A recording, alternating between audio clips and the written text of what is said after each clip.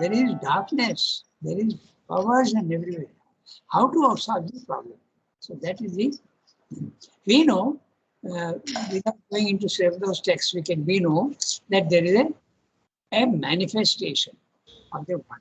There it is true that only the divine exists, nothing else.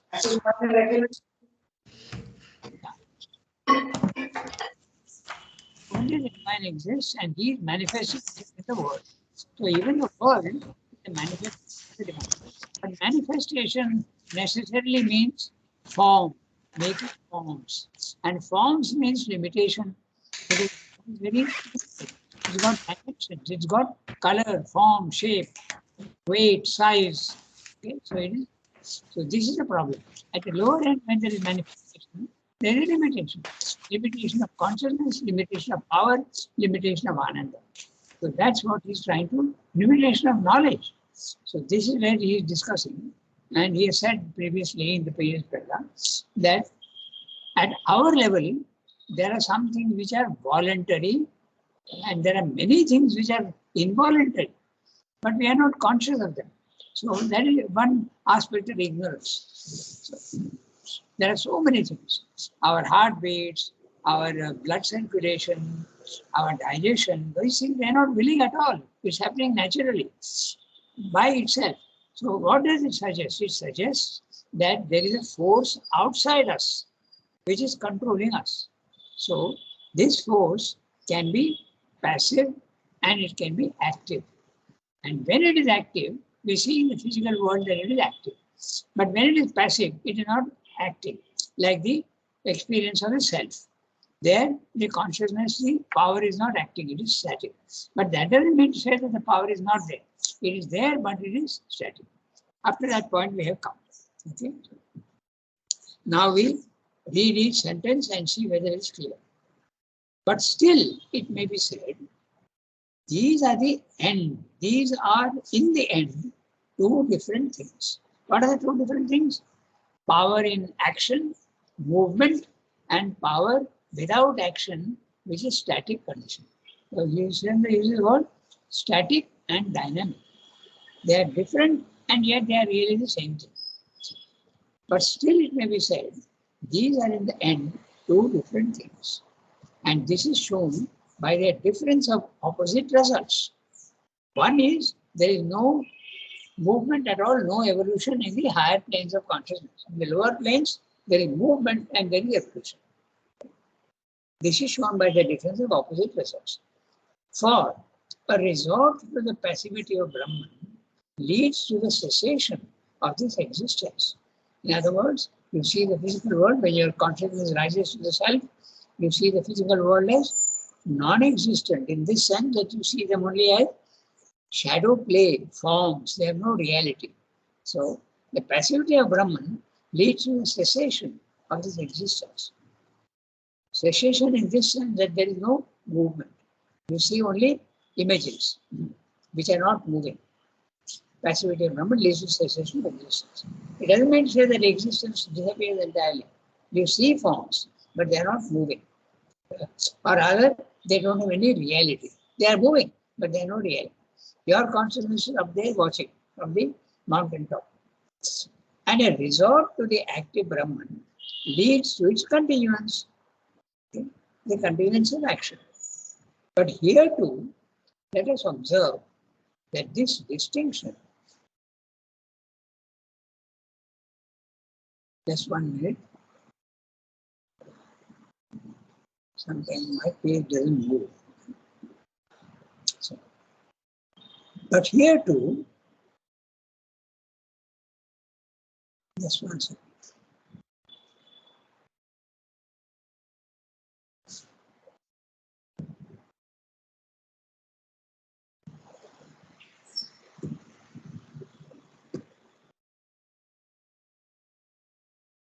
Sometimes the computer is a machine, it doesn't work very well. That's a good problem.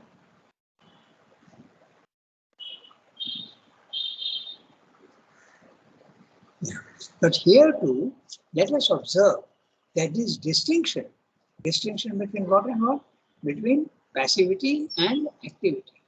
The spirit is passive And the movement in the physical world, the universal movement, it arises by movement of the individual soul from one poise to another, from the poise of Brahman consciousness in the world, where it's a fulcrum. Just 1 second again, I have to cut these things. Then I will see. Yeah. So it arises, this cessation and movement is experienced by the individual soul. It doesn't mean to say that the world becomes unreal or it does not stop. It does not stop.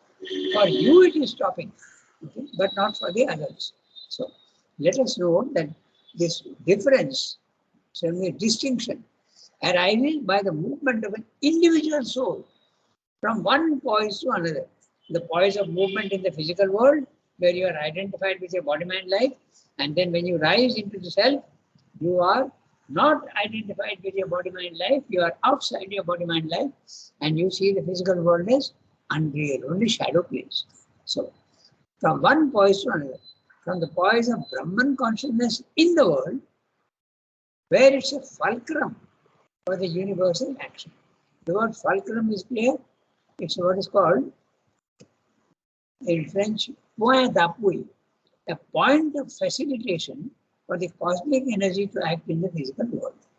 You see, fulcrum is, if you know a lever, okay, it's like that, and you can lift up huge weights with a lever. Lever is action. So fulcrum is the point on which the support is there. Okay, I'll show you on the image. Like that it goes. So the lower point, that's a fulcrum. In other words, the divine uses the individual as a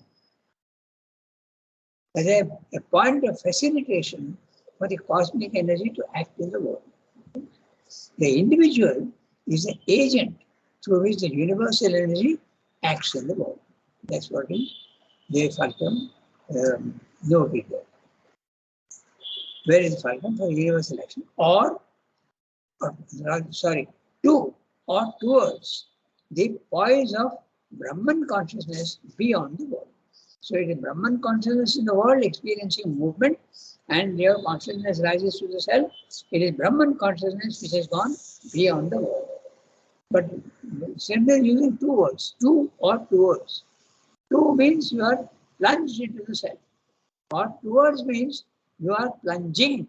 You are still plunging into the self, slightly outside. In other words, there can be gradations of the self experience, where it's a power for the withholding of energy from the universal action. For the individual, when he is in the physical world and identified with body-mind life, he is experiencing movement and it is real for him. But as soon as his consciousness goes out of his body and goes to the self, movement in the physical world continues, but your action, you are not acting anymore. Your identification with body-mind life is not there, and you are seeing the movement below, but your consciousness, there is no movement at all. Completely static condition. Okay? Where it's a power. So there you get the power for withholding of energy from the universal action. You have separated yourself from the universal action. Moreover, if it is by energy of tapas that the dispensing of force of being in the world action is accomplished, it is equally by the energy of tapas that the drawing back of the force of being is accomplished. In other words, it is consciousness itself which, moving into action, creates the world. It is the same energy. When it is moving, it creates a world, and when it is not moving, it is going upwards towards the origin without creation.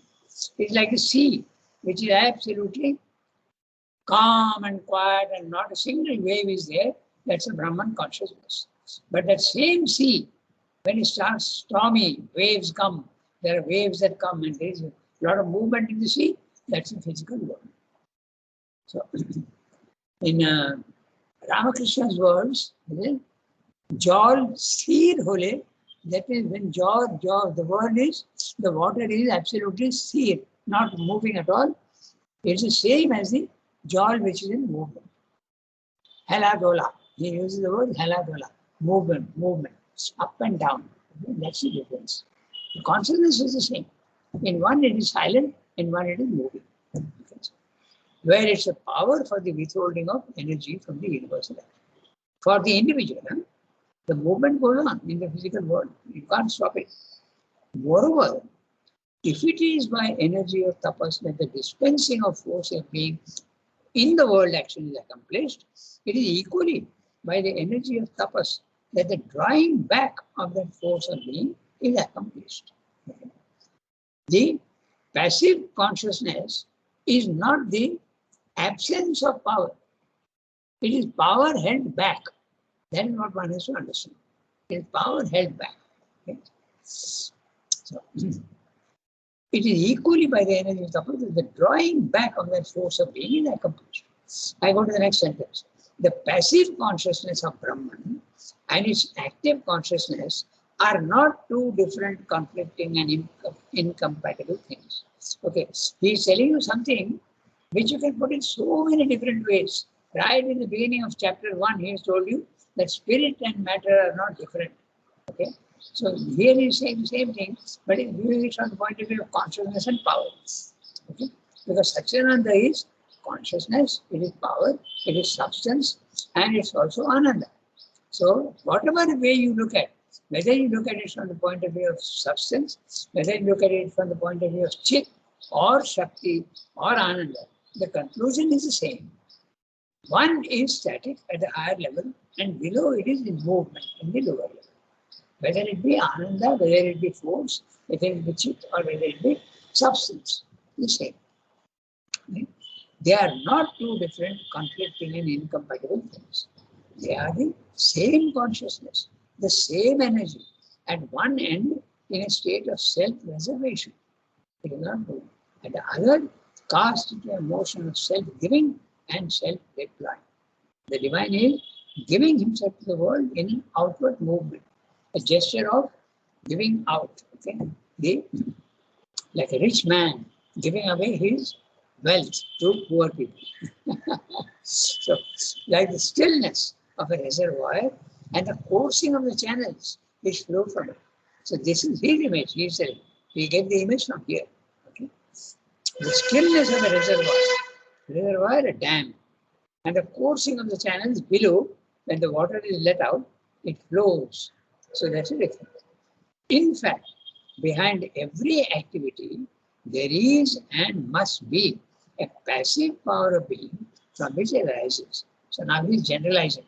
He's saying that everything, even when you are walking, even when an insect is walking, even when an elephant is walking or moving, or you are crying or singing, whatever it is, there are two movements always together. One is a static power, which is allowing the movement to take place. If the static power is not there can be no movement. That's a root. It is allowing. In fact, behind every activity, there is and must be a passive power of being from which it arises, by which it is supported, which even we see in the end governs it from behind without being totally identified with it. There is in everything, there is the spirit and there is the movement. So again, you can look at it from another point of view. In other words, you can say what he's saying, the divine presence, which is static, is there in everything, even in the physical world. So it is guiding, but from behind. Now, without being totally identified with it, in the sense of at least of being itself all poured out into the action and indistinguishable from it. But there is one interesting point which comes up now. Such a self-exhausting identification is impossible. What he's saying is that when the static condition pours itself out in everything, just even imagine in everything, in a tree, in an animal which is moving, which is born, in a human being, there is a static condition, and the static condition is allowing the movement to come. But can it exhaust itself? He is saying impossible. This self-exhausting identification is impossible. So in other words, although the spirit has poured itself out into body-mind life, okay, but it is still there. It is not fully identified with the body-mind life. Slowly, slowly is coming to, when you are fully identified with the body mind life, you are in ignorance. Okay? So that's what is slowly coming to. But this power which is pouring itself out into form, into color, into movement, is never exhausted. It remains always there. Okay? We go back to the famous Brihadaranyaka Upanishad mantra. Okay? Purnamada Purnamidam Purnat Purnam Udachyati Purnasya Purnamadaya Purnameva Avashishyati. Purnameva Avashishyati. Take the infinite out of the infinite. No, rather, firstly, it is the infinite that manifests the infinite. Then take the infinite out of the infinite, the remainder is the infinite. So this is the logic of the infinite, not mathematics as we know it. Yes.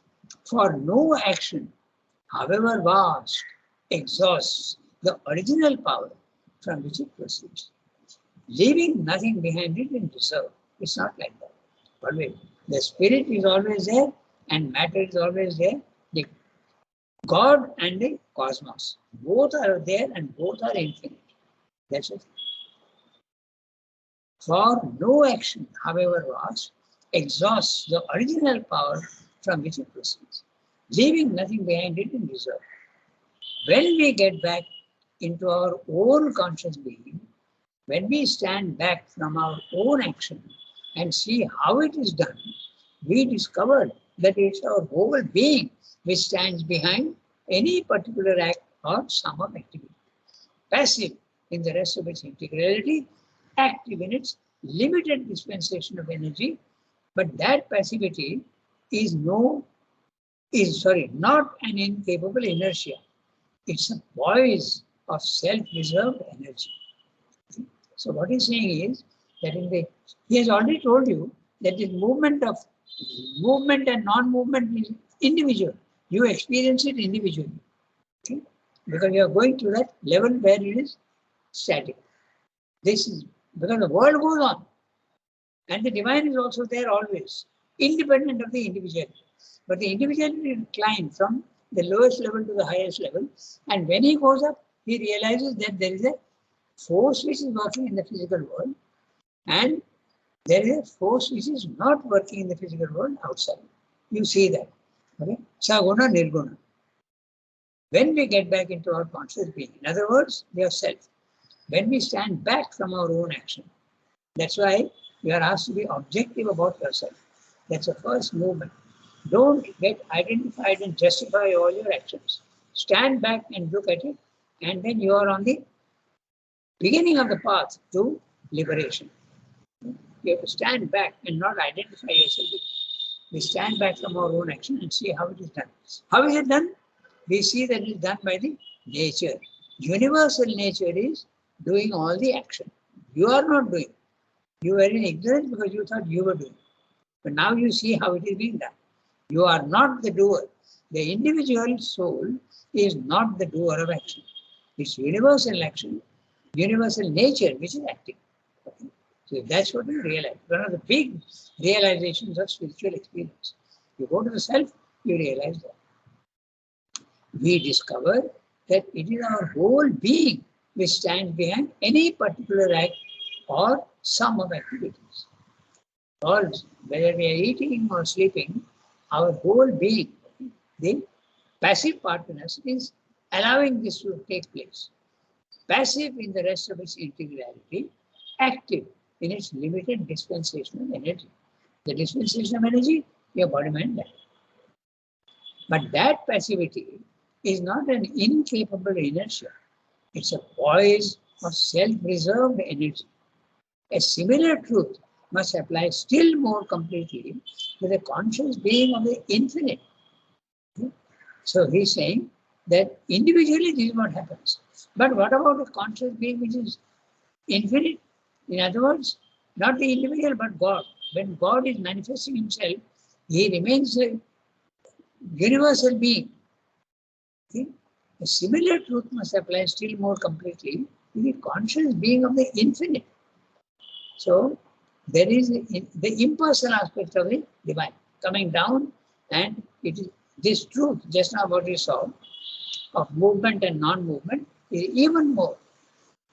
In other words, what he's saying is the individual experiences fine. But what the individual experiencing is also true at the level of the universe, the manifestation, the universal. In other words, divine at the highest level is static. And when he starts manifesting himself at so many different planes, in each plane, there is a little movement and there's a little static. There's a little movement and a little static. The more it comes down, the movement increases and the static condition decreases. That's why in the physical world, like at the lowest bottom, matter is movement. We don't see it, but it is there. Infinite movement. And consciousness, the static, is plunged into the movement. At the higher level, it is the movement that is plunged into the static condition. Okay? That's what it is. A similar truth must apply still more completely to the conscious being of the infinite. In other words, it is not a phenomenon only of the individual, but it's also a phenomenon of the universal manifestation. Okay?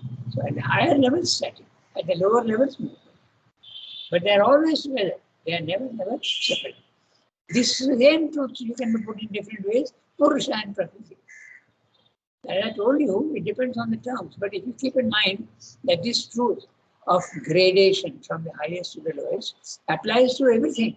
It applies to Sat, it applies to Chit, it applies to Shakti, it applies to Ananda.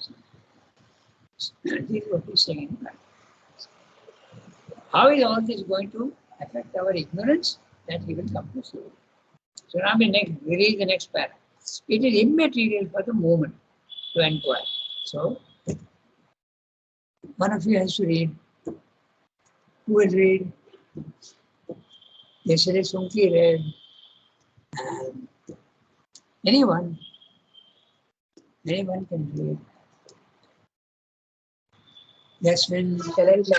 Yeah, Shilpa, you can read. Go ahead. It is immaterial.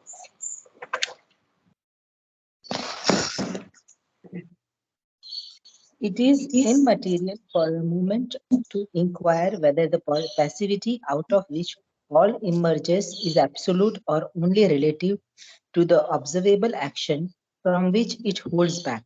It is enough to note that though we make the distinction for the convenience of our minds, there is not a passive Brahman or an active Brahman, but one Brahman, an existence which deserves its tapas in what we call passivity and gives itself in what we call its activity. For the purposes of action, these are two poles of one being, right? Double power necessary for creation. The action proceeds on its circuit from the reservation and returns to it, presumably, the energies that were derived to be again thrown out in a fresh circuit. The passivity of Brahman is the tapas, or concentration of its being dwelling upon itself in a self-absorbed concentration of its immobile energy. The activity is tapas of its being releasing what it held out of that incubation into mobility and traveling in a million waves of action, dwelling still upon each as it travels and liberating in it the being's truth and potentialities. There is a concentration of force, but a multiple concentration which seems to us a diffusion. But it is not really a diffusion, but a deploying. Brahman doesn't cast its energy out of itself to be lost in some unreal exterior void, but keeps it at work within its being, conserving it unabridged and undiminished in all continual process of conservation and transmutation. The passivity is a great conservation of Shakti, of tapas, supporting a manifold initiation of movement and transmutation into its forms and happenings. The activity is a conservation of Shakti, of tapas in the moment of transmutation. As in ourselves, so in Brahman. Both are relative to each other, both simultaneously coexist, pole and pole in the action of one existence. Very interesting para. So I will do one thing. I'll summarize it for you and then we'll look at the words carefully. Okay, so we'll get the gist of what he's saying. So, he's saying, we need not ask at present whether the passivity is relative or absolute to the activity. Are they absolutely separate or are they connected? Let us know that the passivity and the activity are not opposites, nor are they separate. They are both really the Brahman expressing itself. Just one second. Yeah. They are both. Let us note that passive and activity are not opposites, nor are they separate. They are both really the Brahman expressing itself on two poles of the one and same being. We are making a difference between passivity and activity. But who is passive and who is active? It's the Brahman. It's the same Brahman. He is acting and he is passive. They're very interesting. We'll look at some of the images that come. Okay? They are both expressing itself on two poles of one and the same being. The passivity is a self-dwelling upon itself. Now, just imagine and use your imagination. It's a self-dwelling upon itself. What does it mean? It means it's an inward movement. It is not allowing any movement to go out. Okay? This is what they call Chit Ghana. At the highest level, the transcendent, the divine is interested only in itself. It's not interested in the universe. So there is a passivity. You are calling it passive, but actually it's a self-dwelling upon itself. It is looking only at itself. It's completely concentrated. An inward movement of concentration and condensation. It condenses itself. It's an inward movement. It's a thickening of itself. The activity is the same force, deploying itself in the movement. It is tapas in both cases. Tapas is the energy, the heat. Okay, then released. So, in the physical world, you have the same. Look at the sun. It is emitting its energy, but it is still reserving all its energy in itself and still giving the sun. And it's an endless process. It goes on and on and on. But in the physical world, they say that the sun will exhaust itself at one time. But anyway, billions of years have gone by and it has not yet exhausted itself. So it is symbolic of the spirit creating the matter. Okay? It is emitting out of itself, but it is inexhaustible. They say, the scientists say that the sun will disappear one day. Because in the physical world, nothing can last forever. So whatever that be, that is something which is very, very far away. We don't need to bother about that. Then look at the image of the black hole. You know what the black hole is? It's a gravitational pull. It takes the energy is all and light goes in. It is so dense, the inward pull, that even light does not escape. Light also is a vibration and a substance of vibration, and it is pulled into itself. So that's why when you photograph a black hole, you see only black, because no light is coming out of it. So this is the passive condition of the Brahman, completely transcendent. Only itself it is looking at. Okay? That's what it's saying. The passivity is a self-dwelling, not the word. It's an inward movement, condensation and concentration of itself upon itself. The activity is the same force, deploying itself into movement. It's moving outwards. So one is an inward movement and one is an outward movement. The outward movement produces the world, and the inward movement produces the divine, if you want, the way of speaking. It is tapas in both cases. Tapas is a heat of incubation. Now again, here you have to understand what is meant by incubation.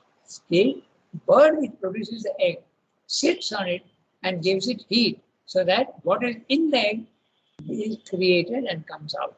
Exactly in the same way, when the divine wants to create the world, he does tapas. He goes inward first and concentrates and gets the power, and then it is released into action. Tapas is the heat of incubation. In the activity, it's a multiple concentration into many forms. Okay? It looks like a diffusion.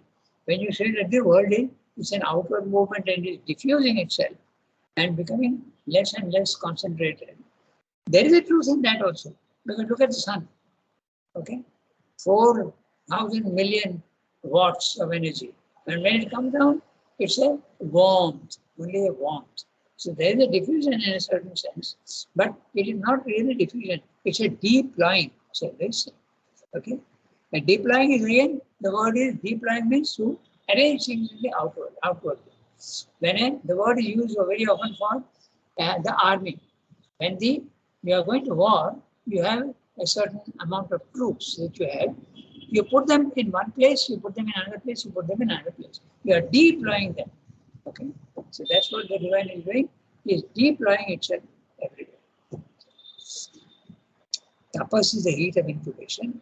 In the activity, it's a multiple concentration into many forms. So this, a stone, a caterpillar, a worm, a cat, and a dog, and a human being, each one is produced by this tapas. And it is multiple concentration. It looks like an illusion, a dilution, but it is not really so.